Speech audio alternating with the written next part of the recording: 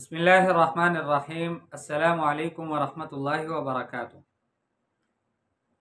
اللہ جل شانہ نے ہم اور آپ کو اور سارے مسلمانوں کو اپنے پیارے حبیب حضرت محمد مصطفیٰ صلی اللہ علیہ وسلم کی اتباع کا حکم دیا ہے۔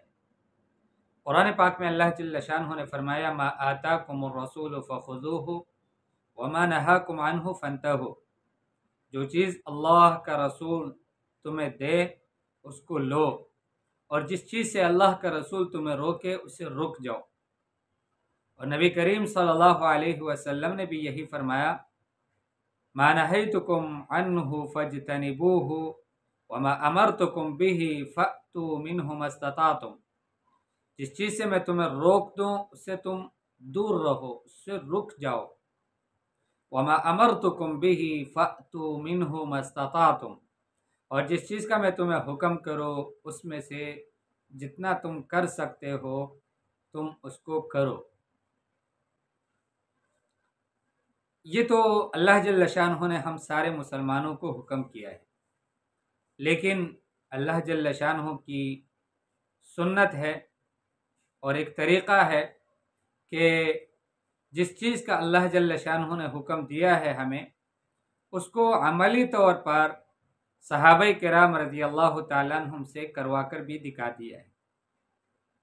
مسلم شریف کی ایک روایت ہے، حضرت ابن عباس رضی اللہ تعالیٰ عنہما فرماتے ہیں ان رسول اللہ صلی اللہ علیہ وسلم رأى خاتما من ذهب فی ید رجل۔ نبی کریم صلی اللہ علیہ وسلم نے ایک شخص کے ہاتھ میں سونے کی انگوٹھی دیکھی، فنزعہ فطرحہ، حضور صلی اللہ علیہ وسلم نے وہ انگوٹھی اسے نکالی اور اس کو پھینک دیا۔ اور یہ جملہ بھی ناراضگی کے طور پر حضور صلی اللہ علیہ وسلم نے تنبیہ کے طور پر فرمایا یعمد احدکم ان یأخذ جمرۃ من نار فیجعلها فی یدہ۔ تم میں سے کوئی شخص قصداً تعمداً ایسا کرتا ہے کہ وہ جہنم کے انگارے کو لے کر اپنے ہاتھ میں لے لیتا ہے۔ یہ جملہ کہا اور گویا حضور صلی اللہ علیہ وسلم نے ناراضگی کا اظہار کر دیا۔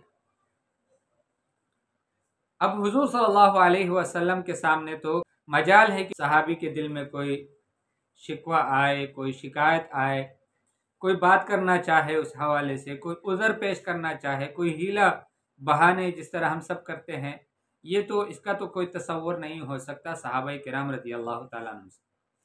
پکی بات ہے کہ صحابی رسول صلی اللہ علیہ وسلم جس کی انگوٹھی، اور وہ بھی کوئی معمولی انگوٹھی نہیں، سونے کی انگوٹھی جس کو حضور صلی اللہ علیہ وسلم نے پھینک دیا، اس کے دل میں تھوڑی سی بھی پریشانی نہیں آئی۔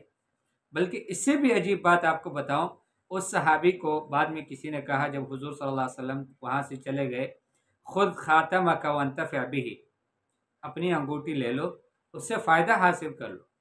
صحیح ہے کہ حضور صلی اللہ علیہ وسلم نے اس کو منع کر دیا ہے، اور شریعت کے اندر جائز نہیں ہے کہ مرد سونا پہنے، لیکن یہ منع نہیں ہے کہ آپ انگوٹھی کو لے لو اور اس کو بیچ دو اور اس سے فائدہ حاصل کر لو۔ اس کی قیمت لگے گی، سونے کی قیمت آپ کو معلوم ہے کتنی ہوتی ہے۔ یا پھر یہی انگوٹھی آپ کسی کو دے دو، اپنے گھر والی کو دے دو، اس سے کوئی فائدہ حاصل کر لو۔ گھر والی کے لیے استعمال کرنا جائز ہے، اس میں تو کوئی قباحت نہیں۔ لیکن وہ صحابی پتہ ہے کیا کہتا ہے؟ وہ سچا عاشق رسول تھا۔ وہ کہتا ہے لا واللہ لا آخذہ وقد طرحہ رسول اللہ صلی اللہ علیہ وسلم، نہیں اللہ کی قسم میں اس انگوٹھی کو بالکل نہیں لوں گا، کبھی بھی نہیں لوں گا، جبکہ اس کو حضور صلی اللہ علیہ وسلم نے پھینکا ہے۔ جس انگوٹھی کو اللہ کے رسول صلی اللہ علیہ وسلم نے پھینک دیا ہے، میری کیا مجال ہے کہ میں اس کو دوبارہ اٹھاؤں اور اس سے میں فائدہ حاصل کر لوں۔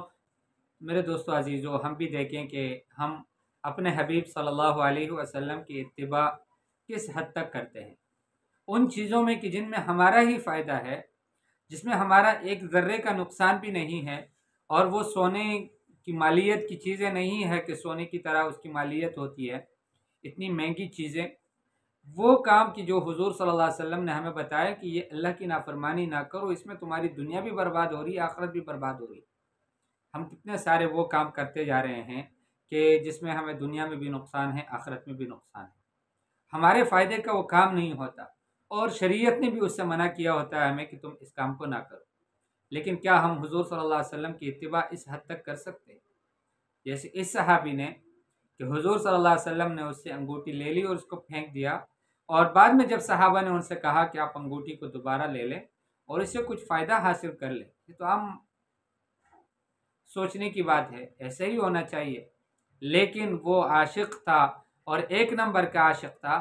وہ کہتا ہے کہ جس انگوٹھی کو اللہ کے حبیب صلی اللہ علیہ وسلم نے پھینک دیا ہو، اس انگوٹھی کو میں کبھی بھی کسی بھی صورت میں لینے کے لیے دوبارہ تیار نہیں ہوں۔ اللہ جل شانہ ہم اور آپ کو بھی ایسی خالص محبت اللہ کے حبیب صلی اللہ علیہ وسلم کی اتباع نصیب فرما دے۔ اس کو کہتے ہیں جنونی کیفیت، اس حد تک عشق میں جانا اپنے حبیب صلی اللہ علیہ وسلم کی اتباع میں، اس حد تک جانا کہ جہاں پر اپنی ہر خوشی اللہ کے نبی کی خوشی پر قربان، اپنی ہر چاہت اللہ کے نبی کی چاہت پر قربان، اپنی ہر رغبت وہ اللہ کے نبی صلی اللہ علیہ وسلم کی رغبت پر قربان ہو۔ اللہ کا نبی صلی اللہ علیہ وسلم کیا چاہتا ہے بس میں نے تو وہ کرنا ہے، اس میں مجھے فائدہ ہے یا نقصان ہے قطعاً مجھے اس کی فکر نہیں ہے، مجھے اس سے نقصان کتنا ہو رہا ہے دنیا کے اعتبار سے، مجھے اس سے فائدہ کیا ہوگا، یہ اس کو کبھی نہیں دیکھتا کوئی عاشق۔ تو اللہ جل شانہ مجھے اور آپ کو بھی حضور صلی اللہ علیہ وسلم کی ایسی کامل عشق نصیب فرما دے۔ السلام علیکم ورحمۃ اللہ وبرکاتہ۔